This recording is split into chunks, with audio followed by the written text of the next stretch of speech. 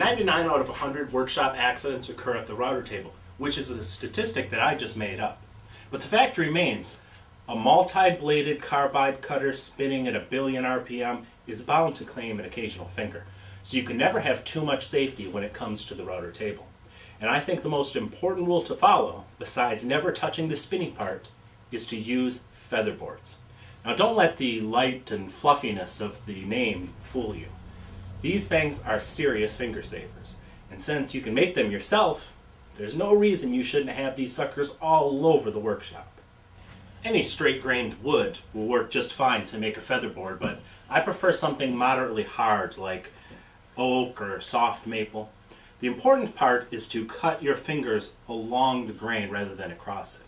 And by cut your fingers, I mean the fingers on the featherboard, not your literal fingers.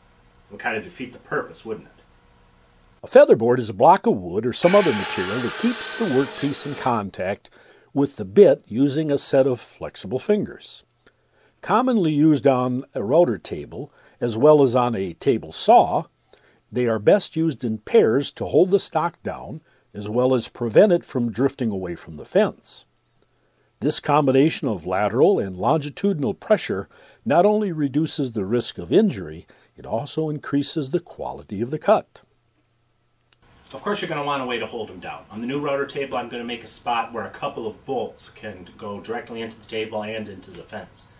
But sometimes you just want them to snug up inside your miter track. Well, there's a way you can do that too. And all you need is a couple of flat-headed machine screws and some wing nuts.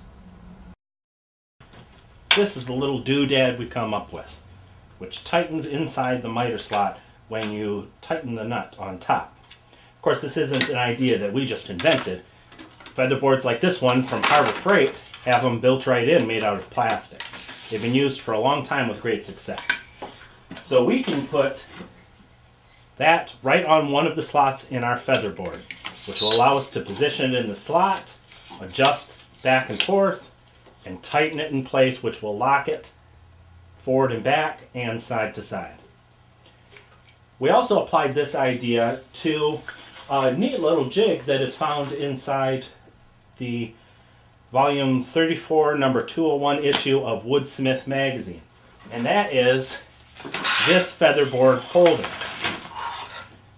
Now it holds a featherboard to press against the side and to hold down, and everything is all adjustable. The idea that they had was to use those switchable magnets, which are really expensive. So I used those same little slot holders, put a couple on here so that it will fit right in place. You can lock it down, adjust the featherboards and lock them down. It's a nice jig. I think it kind of gets in the way. You know, you'll have to push your push stick underneath it, but it sure would add a lot of safety to your table saw. I can't make plans for it because I didn't design it, but check out Woodsmith magazine.